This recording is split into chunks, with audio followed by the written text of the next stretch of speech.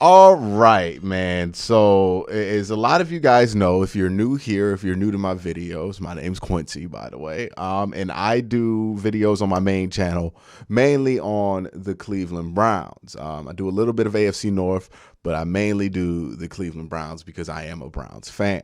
And there are a few situations that have been prevalent with the Cleveland Browns and Browns fans over the last few weeks. One of those situations that have been prevalent, especially, has been the Baker Mayfield. Will he get traded? There's some people who had this fantasy idea that Baker's going to come in and play for the Cleveland Browns this year if Deshaun Watson gets suspended for a whole year. There's a number of reasons why that's not just unrealistic, it's not happening, period. But we'll get into it. We'll hear what Skip and Shannon have to say because this is the one show that has definitely gone to this well the most, right? I think Skip, like I do a Browns channel. I don't think I've talked about Baker Mayfield trade as much as Skip and Shannon has gone to this well. So they are well versed in this. I think they're inaccurate in some of their details, but let's see what they have to say. RG3 said on the Rich Eisen show, quote, the Browns should offer the olive branch to Baker. Ask him to stay if Deshaun Watson gets suspended for a significant amount of time. Mike Florio listing 11 teams, including the Browns, that should consider Baker Mayfield as a viable option at quarterback. Man, this is so messy. Shannon, can you see Baker playing for the Browns this season in any scenario? Hell no. Skip, I don't know if olives grow on trees or vines, but whatever it is, Baker gonna cut it down. But I don't think Baker wants any parts of the Brown because he feels they publicly humiliated him. They've embarrassed him about how they handled the situation, Skip. They could have told Baker, and you know, they said, well, we're gonna tell Baker. Well, no, you can't tell him. After you're going down there to meet Deshaun Watson or the moment of, do that a couple of days. All right, now I'm not saying Skip is lying. Right? That's not what I'm accusing Skip. Well, not Skip. Shannon is lying, right? I think, one, you keep in mind, these dudes do hours of TV day in and day out. It's a very difficult job. I understand. I upload almost every day. So I know that this can get difficult. Details get mushed together. But when you're on a national platform and you misremember details like this, it kind of adds to the misinformation that already is this whole scenario with the Baker Mayfield thing. Truth is, the Browns told Baker Mayfield in his camp in February that they're going to be looking for other elite options. The part that nobody has talked about is that apparently Baker Mayfield's camp did not consider that Deshaun Watson would be a part of elite quarterback upgrades. I don't think Baker is as much offended that the Browns moved on as much as he is that they moved on to somebody that he doesn't feel like is elite, right? That's clearly what it was because they told him at the combine, the reports are out there. You can Google and fact check and back this up. Hey, we're going to be looking at some elite quarterbacks to see if we could bring them in. If we don't, you're our guy. They got one. They brought him in. He's their guy. They were open with the communication with Baker Mayfield in his camp. It was Baker Mayfield's camp after the reports came out that they were visiting Deshaun Watson that decided to shut off all communication. It was Baker Mayfield's camp that decided to ghost Jimmy Haslam. It was Baker Mayfield's camp that decided to not have any conversation with the Cleveland Browns after they were releasing letters and all this other stuff and reports to the media about how much they don't want to work with the Cleveland Browns anymore and how they felt blindsided by something that the Cleveland Browns told them a month ago was a possibility. Somehow that has turned into, well, the Browns didn't tell Baker Mayfield anything. That's a lie. The Browns did tell Baker Mayfield this. So this whole part of Baker trying to get sympathy because, oh boy, they didn't tell me. One, it's the NFL. You know how many players get traded in a year without being told until their agent calls them? Like, save me that. Like, every time I hear that from a player, they didn't tell me. I had to find. That's just how it works sometimes. This business moves fast. It's not ideal, but that's just what it is. right? You ain't the only player that's gone through that. So whenever a player like acts like they're above being treated like that when they have done nothing of the kind, like, yeah, if this were Myles Garrett, they would owe that to Myles Garrett. If this were Joe Thomas back in the day, they would owe that to Joe Thomas, Joe Hayden, or any of them that were going to be eventual Ring of Fame players for the Cleveland Browns. Baker Mayfield, like, he had a good year, well, a good stretch of 8 games, but he was never, ever even a Pro Bowler. You get traded. Like, that's just what it is. So that's why you go ahead and tell him and get in front of it. Yeah. And then all the other things, we want an adult. Skip. Now, the one comment, right, the we want an adult comment. If you want to count flaws that the Browns have had in this process, even though I think it's hard to judge from the outside looking in, that's probably one of them, right? They probably shouldn't have come out with that. Albeit, let's also bring up the context, right? Because they act like the Browns just said this unprovoked. This was after Baker Mayfield spent a week ghosting his own team and writing letters to the fans instead and leaking to the media about how, he basically had a temper tantrum that week. And the Browns came out with, this is the stuff we're tired of with Baker Mayfield. We want an adult. And that's what somebody in the Browns building reportedly said to one of these reporters, right? Was it a mistake? Yeah. But let's not ignore, like, in the rush, I guess, like on this show at least, I noticed, they leave out a lot of the context because I guess they want to make the Browns organization to be the boogeyman. And there are sometimes where an organization is the boogeyman. And even if it was the Cleveland Browns, like if the Browns were being shady on this, I would have like called them out because I'm not one to just be like, oh, my team's going to be doing the greatest all the time. Like they mess up sometimes, but the team really didn't do anything wrong here. I think this was just a situation that Baker Mayfield, like he's just mad that it happened. He's mad that he's not on the Browns anymore. He's mad that they wanted to move on from him. He's mad that they decided that another quarterback was so much better than him that they would leverage the future to get him, even though the quarterback is under some investigation right now. Like, that's really what this is about. How they did it, I think, matters very little because it's the fact that the Browns did it caused this reaction from Baker Mayfield, and that's why he feels how he feels. It wouldn't have mattered if this were for Aaron Rodgers. It wouldn't have mattered if this was for Russell Wilson. He would have been mad anyways. It wouldn't have mattered if you did this exactly how he wanted it to. Like, it reminds me of when LeBron left Cleveland and a bunch of people were like, it was how he did it. And I always felt like that was BS. Everybody was just mad that LeBron wasn't on the Cavs anymore. Like, that was at the heart of it. That's what we were upset about. How he did it really wouldn't have mattered. We have still booed LeBron those 4 years when he was on the Heat.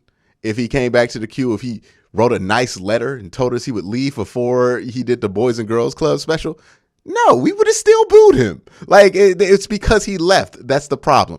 Baker Mayfield, it feels slighted by the Cleveland Browns because they decided to move on from him.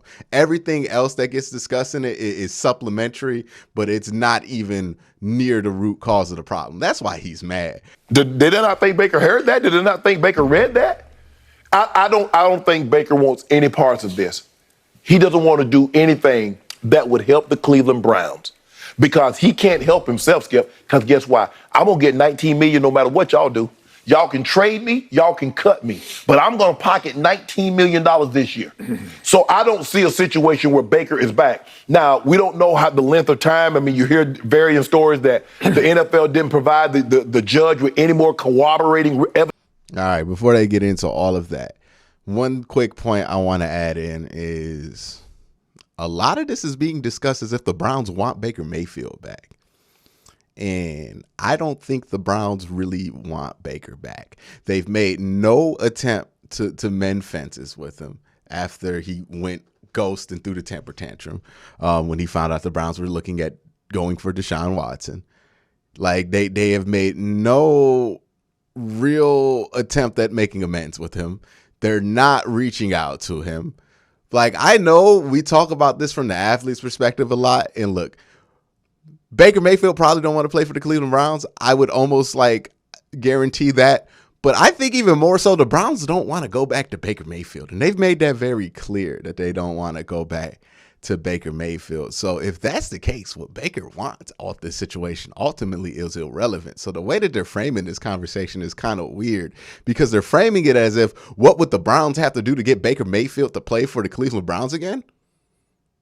Sure, you can say it like that, but Browns don't want him to play for them anymore. Even if Watson's out for a year, they feel better with going with Brissett than, dealing with what Baker Mayfield brings behind the scenes to them. They already said it. They want an adult in the room. That's one part of the problem, right, with Baker Mayfield for the Cleveland Browns organization, at least. So, I mean, I know we talk about this like that, but I'm just saying. He's got to live with what he didn't do last year. So why would you wind up with Carolina? They're going to be the worst team in the league. Mike Sando and the Athletic said this is the worst place for Baker because it's a disaster waiting to happen. The plug's going to get pulled on the whole franchise by the owner. Baker doesn't want to get caught in the middle of that. What about Seattle? They got two nice receivers, All right, nice little running fine. game. Okay. Now, Skip does bring up a good point. I've said this before. If I'm Baker Mayfield, I'm not really trying to play this year. That's what I would do. If I were him, I would want to get released by the Browns, sign somewhere, be a backup for 17 plus weeks, right? Ideally, go to the Tampa Bay Buccaneers, sit behind Tom Brady, and let everybody see how great of a teammate I can be. If you are capable of doing it, that's what I would do, right? If you're capable of sitting on the bench for a year, know you're not going to play, just be a good teammate. That's what I would do, because what Baker Mayfield needs more than anything is an image rehab within the NFL offices, right? Because a lot of front offices just feel like this dude's a jerk, and they're not going to trade for that. They're not going to put their job on the line for that. They might sign you on a minimum deal, but they're not going to do anything else that would, put their job at jeopardy to go out there for you, because they just don't believe that you can act like a franchise quarterback, right? When a team says that they want an adult in the room and you do stuff during the offseason that proves their point, right? And you can argue all the live long day about whether you think the letter was justified or not. If you're a fan of Baker, you're going to feel like it's justified. But the reality is that it was a bad look for other NFL teams to look at that situation and how he was going about it. So if that's how they see you, that's your biggest problem, right? The tape, yeah, the labrum tape's bad, right? But teams can talk themselves out of bad tape all the time. Some team just traded 2/3 for Carson Wentz, dog. Like, they talk themselves out of bad tape all the time. That's not the biggest issue. The biggest issue is the perception of you as a teammate. So you need to do what Jameis did. Sit behind a Hall of Famer for a year, maybe even 2, and then come back out of it looking like you're fresh and ready to go, and you'll get your deal. That's what teams would be willing to do with Baker Mayfield. That's the best path forward, because what Skip says is true. If Baker Mayfield goes somewhere like Seattle, goes somewhere like Carolina, and Carolina is truly the worst case scenario for him, I think, because it's possible that he could get benched, started, benched. Like, they don't really believe in him that much, because if they did, they would have traded for him earlier. Like, I don't know what the plan would be with him. At least with Seattle, they're a more stable franchise. Matt Rule and the Panthers, that's a mess going on over there right now. So if you go over there and you put up bad tape and you have a bad season after saying the labrum was the excuse, and then saying the coaching staff was the excuse also when you had a bad season in 2019, now you got 3 bad seasons on your name that now you're making excuses for. That's too many excuses for anybody to go off of. And then you will be in no man's land, right? Where, yeah, you're talented enough to be a backup, but nobody believes that you have that backup mentality. Nobody believes that you're going to buy in and be a backup. And that's how people who are more talented than backup quarterbacks end up out the league, because, they just can't, teams don't believe in them to be a backup. That just happens all the time, right? So if you're Baker, prove that you could be a backup somewhere so teams have more faith in you, and then you'll get another starting opportunity, because you are a former number 1 overall pick. You will get another opportunity to start. It's going to be one more, but it's one. So I would use that opportunity at the best way to maximize you can be in the best decision or spot you can be in. If I'm Baker, I would work out to get a release. It would be worth losing money for me if I could work out a release with the Cleveland Browns so I could choose my own destination so I can go there, right? It might help the Browns in the short run, but who cares, right? It's more about your career. And if I were him, I would work out a release or something. Like, I don't even think he could do it with the 5th-year option. It's all guaranteed. But, so you could pick where you're going to go, because if you end up somewhere like Carolina, I don't know if that's going to be good for your career. Seattle might work out for him. But Carolina, like, if he puts up a bad season and he's healthy in Carolina for reasons that might be out of his control, nobody's going to be listening to those excuses anymore. It's going to be over for him, right?